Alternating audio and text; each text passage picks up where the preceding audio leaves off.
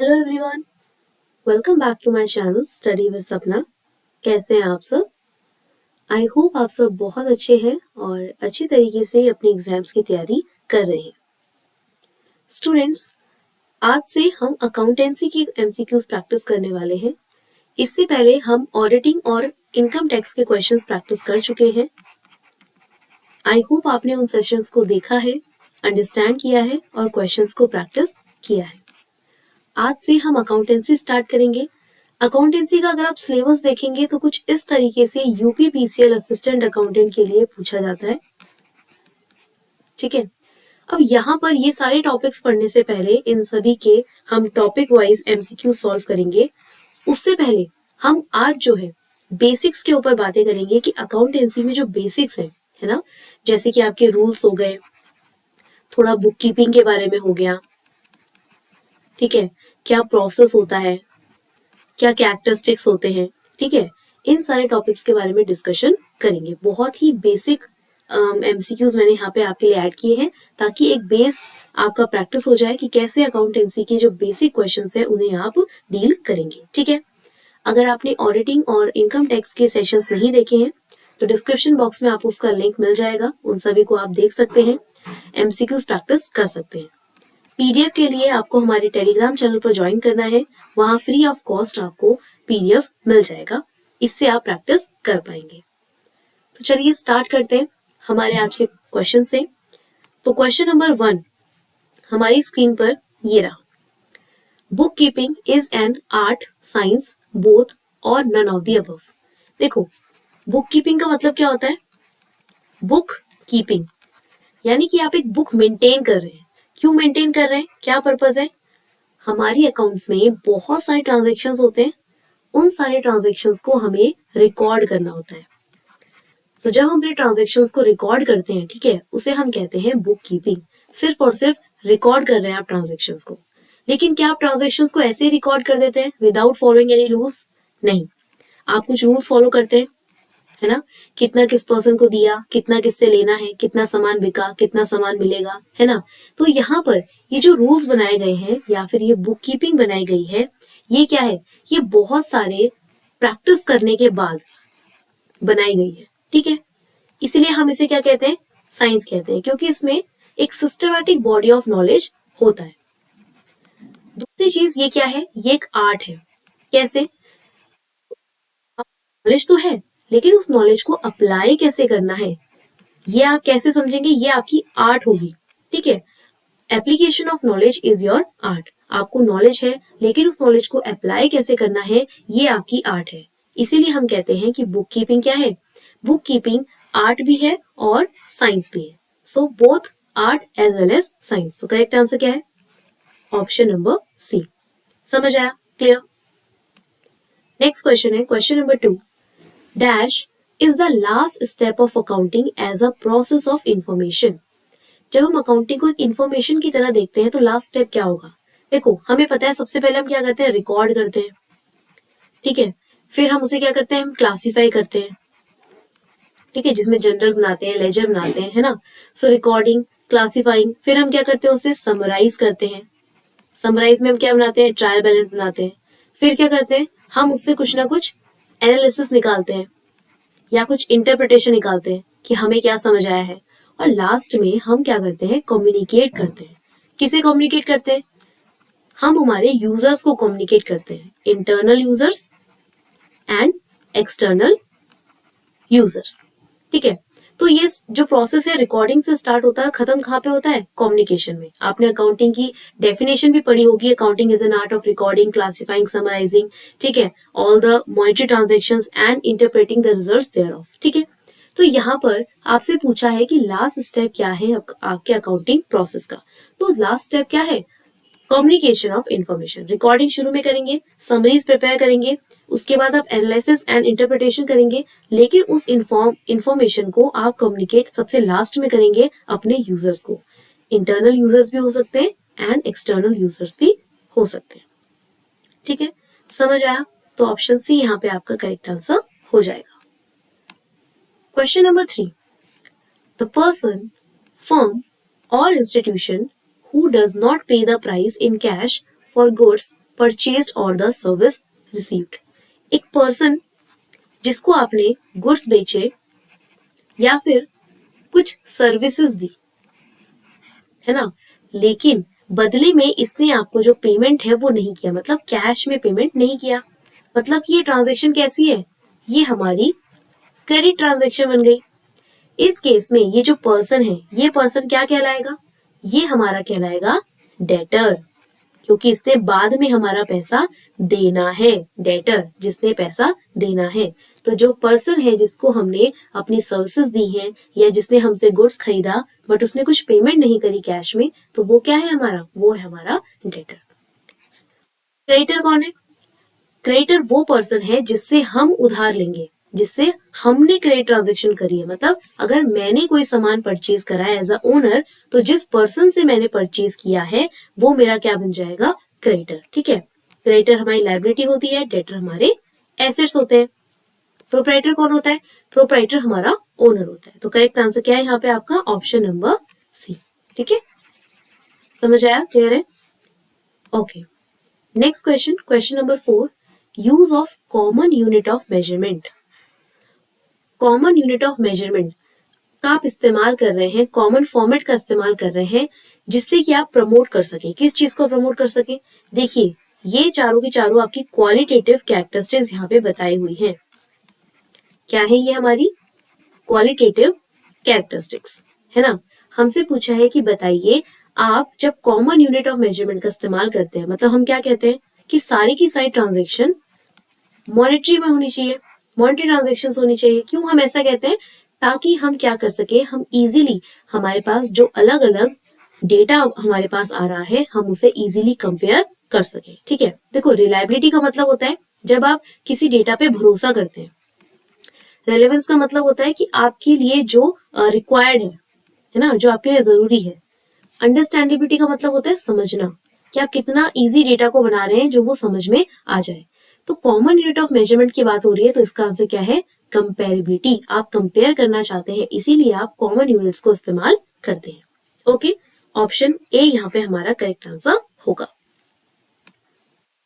Question number 5, cash, goods, assets invested by the proprietor यानी कि owner in the business for earning profit is called.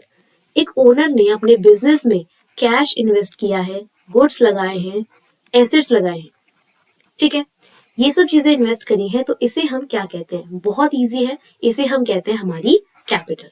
ठीक है, क्या कहते हैं इसे? इसे हम कहते हैं कैपिटल, हमारी पूंजी। Okay, next is question number 6, which qualitative characteristic of accounting information are reflected when accounting information is clearly presented।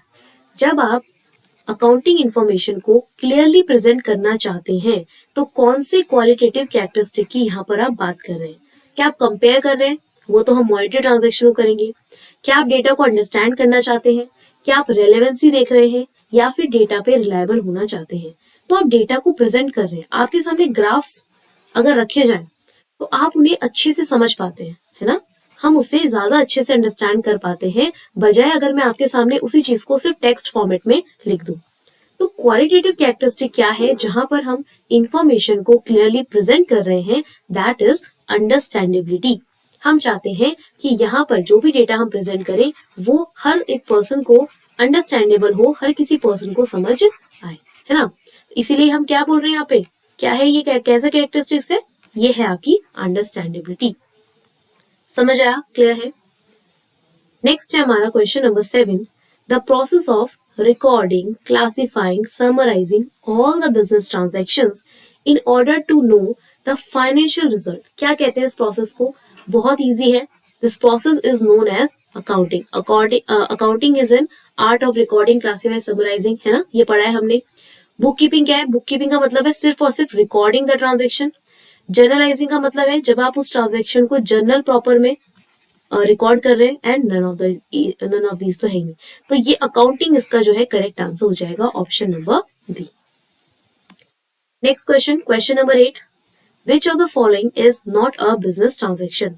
इसमें से कौन सा एक बिजनेस ट्रांजेक्शन नहीं है? देखो, बिजनेस ट्रांजैक्शन वो ट्रांजैक्शन होती है, सबसे पहले आप सिर्फ और सिर्फ मॉनेटरी ट्रांजैक्शन की बात करते हैं जब आप अकाउंट्स में मेंटेन कर रहे हैं, अकाउंट्स रिकॉर्ड कर रहे हैं। यहाँ पर ट्रांजैक्शन कैसी चाहिए? मॉनेटरी।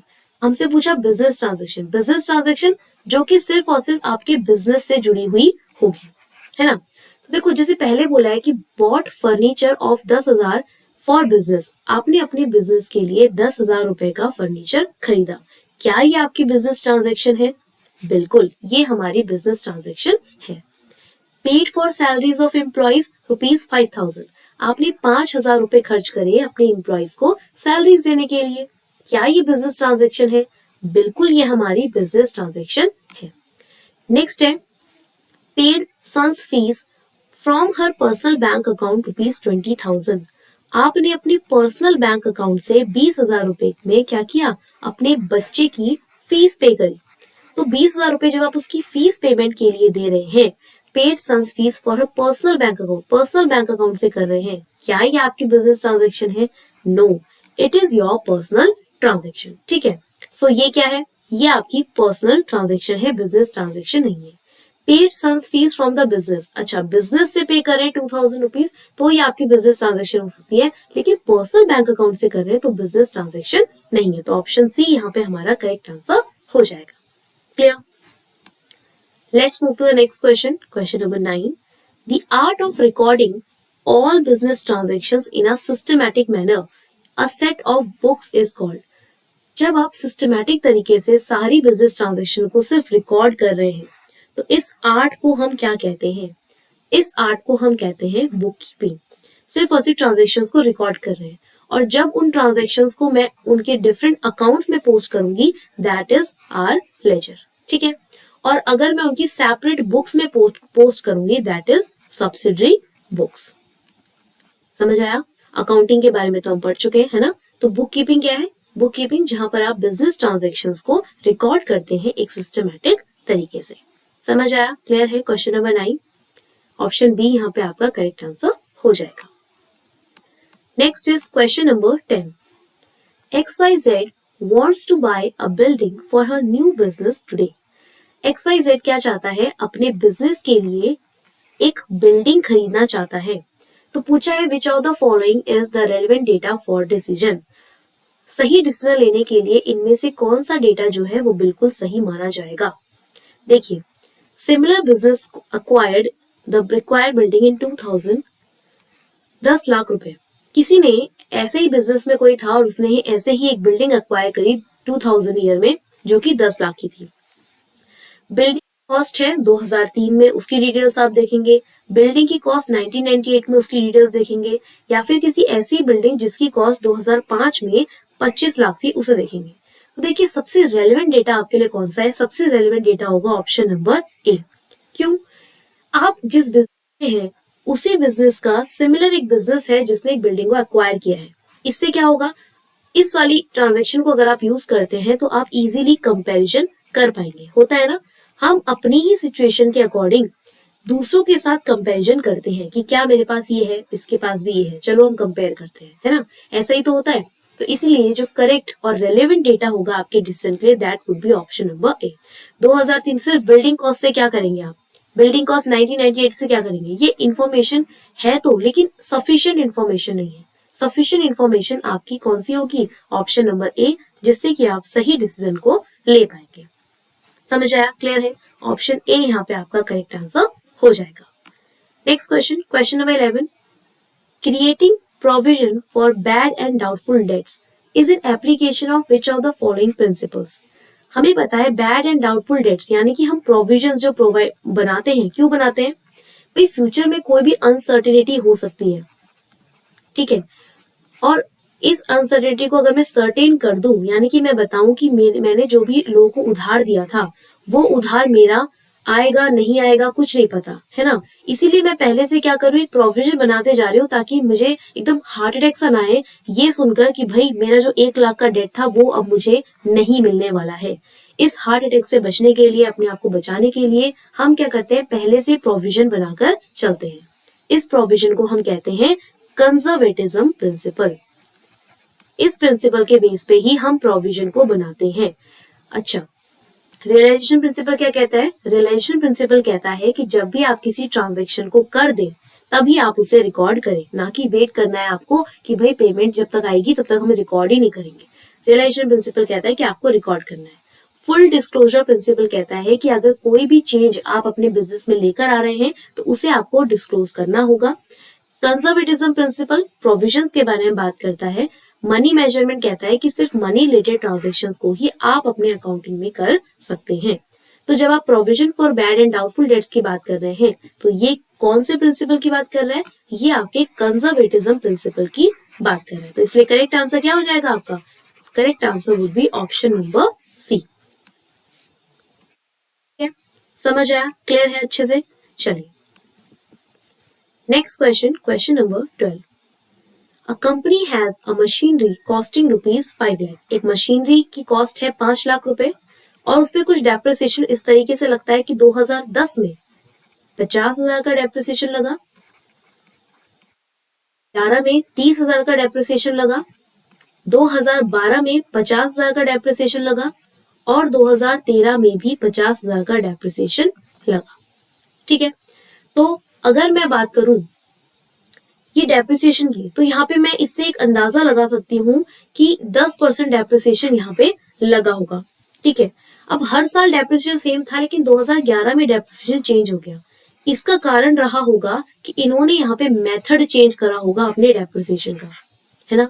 तो जब भी आप कोई ऐसी एक्टिविटी करते हैं, ठीक है, आप अपना मेथड अचानक से चेंज कर देते हैं तो इससे एक प्रिंसिपल वॉयलेट होता है, दैट इज कंसिस्टेंसी प्रिंसिपल। ये प्रिंसिपल कहता है कि आपको अपने अकाउंटिंग ट्रांजैक्शंस में या फिर अपने स्टेटमेंट्स में सेम मेथड को इस्तेमाल करना चाहिए जिससे कि एक्यूरेसी बनी रहे और कंपैरिजन करने में इजी हो, है ना। तो यहाँ पर जो कंसिस्टेंसी प्रिंसिपल है इस प्रिंसिपल को यहाँ पे वॉयलेट किया गया है। ठीक है, इसीलिए जो करेक्ट आंसर बनेगा ऑप्शन नंबर सी बनेगा। समझ आया? क्लियर है यहाँ पे? Okay, next question, question number 13। If a liability is decreased, then for the asset to be constant, there will be a corresponding what? कह रहा है कि अगर आप लाइबिलिटी को डिक्रीज कर दिया जाए और एसेट को कांस्टेंट रखा जाए तो क्या चेंज आता है? अब देखो, हमारे पास अकाउंटिंग क्वेश्चन क्या होती है? Assets equals to liabilities plus capital. Example लीजिए मेरे पास 1000 एसेट्स हैं, लाइबिलिटीज मेरे पास मान लीजिए 200 और कैपिटल मान लीजिए 800। ये एक आइडल सिचुएशन है। मुझे कहा गया कि लाइबिलिटी को डिक्रीज कर दो। ठीक है, मैं लाइबिलिटी को डिक्रीज कर देती हूँ। लाइबिलिटी में आप ले लेती हूँ 100 रुपीज, मैंने डिक्रीज कर दी 100 रुपए और एसेट को कांस्टेंट रखो। ठीक है, एसेट को मैंने कांस्टेंट रखा 1000। तो क्या चीज आया? देखो, अब यहाँ पे बैलेंस तो करना है ना, तो कैपिटल कितनी हो जाएगी? 900। तो मैंने जब एसेट को कांस्टेंट रखा और लाइबिलिटी को मैंने डिक्रीज कर दिया तो मेरी कैपिटल क्या हो गई? इंक्रीज हो गई, 800 से 900 हो गई। तो करेक्ट आंसर क्या बनेगा इसका? Increase in capital, option number A. समझ आया? ठीक है, क्लियर है ना? इजी। तो न्यूमेरिकल टर्म्स में हमने इसे कन्वर्ट कर दिया और हमें इजीली हमारा आंसर मिल गया। Okay, next question, question number 14। Withdrawal of goods from stock by the owner of business for personal use should be recorded by। आपने क्या किया? आपने गुड्स निकाले फॉर द पर्सनल यूज। ठीक है, आपकी गुड्स की वैल्यू कम हो गई, ठीक है, और आपकी ड्राइंग्स बढ़ गई। तो आप जर्नल एंट्री क्या करेंगे? जर्नल एंट्री करेंगे आप drawings account debit to stock account, क्योंकि परचेज यहाँ पर कम हो गया, गुड्स कम हो गए तो कहाँ आएंगे? क्रेडिट साइड आएंगे। तो ड्राइंग अकाउंट को डेबिट करेंगे, स्टॉक अकाउंट को क्रेडिट करेंगे। तो देखिए, ड्राइंग अकाउंट डेबिट कहाँ पे हो रहा है? यहाँ पर डेबिट हो रहा है ड्राइंग अकाउंट, ठीक है, और क्रेडिट हो रहा है स्टॉक अकाउंट। ये वाला ऑप्शन बिल्कुल यहाँ पे करेक्ट आंसर आपका बन जाएगा, ऑप्शन नंबर सी। ठीक है, तो जनरल एंट्रीज भी आपको पता होनी चाहिए, एग्जाम्स में ऐसे बेसिक क्वेश्चंस आते हैं। Next is question number 15। Which of the following is not true? इसमें से कौन सा ट्रू नहीं है? पहला है, इसमें से कौन सा स्टेटमेंट ट्रू है? विच of the following is true? So payment of liability cause an increase in owners equity. आप लाइबिलिटी की पेमेंट कर रहे हैं तो क्या इससे आपकी ओनर जो मतलब इक्विटी है वो बढ़ जाएगी? देखो, asset equals to liabilities plus capital. भाई अगर आप लायबिलिटी का पेमेंट कर रहे हैं, आपकी लायबिलिटी कम हो रही है तो आपका एसेट भी तो कम हो रहा है ना। तो यहाँ पर कैपिटल पे तो कोई फर्क नहीं पड़ेगा, तो ये स्टेटमेंट तो गलत हो गया। Collection of account receivable will cause total assets to increase. जब अकाउंट रिसीवेबल को आप कलेक्ट करेंगे, ठीक है, तो अकाउंट रिसीवेबल यानी कि आपका जो डेटर्स हैं वो क्या हो जाएंगे, माइनस हो जाएंगे, और आपका जो कैश है वो बढ़ जाएगा। तो क्या इससे टोटल एसेट्स पे फर्क पड़ा? टोटल एसेट्स इंक्रीज होंगे, ये जरूरी नहीं है कि टोटल एसेट्स इंक्रीज हो, है ना। यहाँ पर अकाउंट रिसीवेबल या फिर कैश, ये आपके कैसे एसेट है, ये आपके करंट एसेट्स है, तो करंट एसेट्स पे इम्पैक्ट पड़ रहा है, जरूरी नहीं है कि उससे टोटल एसेट्स पे भी इम्पैक्ट पड़े। ये ऑप्शन भी गलत हो गया। Next is accounting question, assets plus liability equals to owner. No, अगर आपको उसको इंटरचेंज करना ही है तो ये माइनस में आएगा, प्लस में नहीं, ये स्टेटमेंट भी गलत हो जाएगा। Next is purchase of an asset either in cash और credit does not change the owner's equity. आपने एक एसेट खरीदा, तो एसेट यानी कि मशीनरी, चाहे कैश में खरीदा चाहे क्रेडिट में, अगर आप कैश में खरीद रहे हैं तो यहाँ पे एसेट मशीनरी में प्लस हो जाएगा, कैश माइनस हो जाएगा। क्या इससे आपकी इक्विटी पे कोई फर्क पड़ा? नो। अगर आप एसेट को क्रेडिट में ले रहे हैं, क्रेडिट में ले रहे हैं तो आपकी क्या बढ़ेगी, लायबिलिटी बढ़ेगी। तो जहां आपका मशीनरी बढ़ा वहीं आपकी लायबिलिटी बढ़ गई। क्या अगेन ओनर इक्विटी पे कोई फर्क पड़ा? नो। ठीक है, तो ये स्टेटमेंट बिल्कुल करेक्ट है कि जब आप किसी एसेट को खरीदते हैं, चाहे कैश में खरीदे चाहे आप क्रेडिट में खरीदे, कोई भी चेंज नहीं आता आपकी ओनर इक्विटी में। Okay, next is question number 16।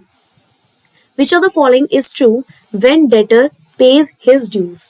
अगर डेटर का जो ड्यू था वो आपने पे कर दिया, डेटर अब मेरे कम हो गए और मेरा कैश कम हो गया, तो asset side of the balance sheet will decrease. सिर्फ एसेट साइड डिक्रीज होगी, ठीक है, asset side of the balance sheet will increase. क्या एसेट साइड इंक्रीज होगी? डिक्रीज और इंक्रीज कुछ हो रहा है, यहाँ पे भी डिक्रीज हो रहा है, यहाँ पर भी डिक्रीज हो रहा है, ठीक है, कैश कम हो रहा है, डेटर भी कम हो रहा है, लायबिलिटी तो कोई फर्क ही नहीं पड़ा, है ना। तो देखो यहाँ पर जो बात हो रही है वो किसकी बात हो रही है, ये जो कैश है ये क्या है, करंट एसेट्स का पार्ट है, डेटर भी आपके करंट एसेट्स का पार्ट है, ठीक है। तो यहाँ पर आपने डेटर को माइनस किया, कैश से माइनस किया, ओवरऑल जो ट्रांजेक्शन है वो क्या हो गई, निल हो गई, है ना। तो यहाँ पर टोटल एसेट और टोटल लायबिलिटी पे कोई फर्क नहीं पड़ेगा, तो स्टेटमेंट नंबर 4 बिल्कुल करेक्ट है। 15 question and 16 question kind of एक जैसा क्वेश्चन है, इसमें आपको अच्छे से एनालाइज करना होगा।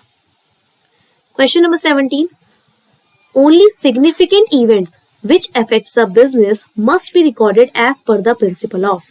बिजनेस में जो भी सिग्निफिकेंट इवेंट्स होते हैं, यानी कि जो इंपॉर्टेंट इवेंट्स होते हैं, हमें सिर्फ उन्हीं को रिकॉर्ड करना चाहिए। ये किस प्रिंसिपल की बात करता है? तो ये हमारे मटीरियलिटी प्रिंसिपल की बात करता है कि हमें सिर्फ मटीरियल इंफॉर्मेशंस को, मटीरियल फैक्ट्स को ही कंसिडर करना है, ठीक है। तो ऑप्शन सी यहाँ पे हमारा करेक्ट आंसर हो जाएगा।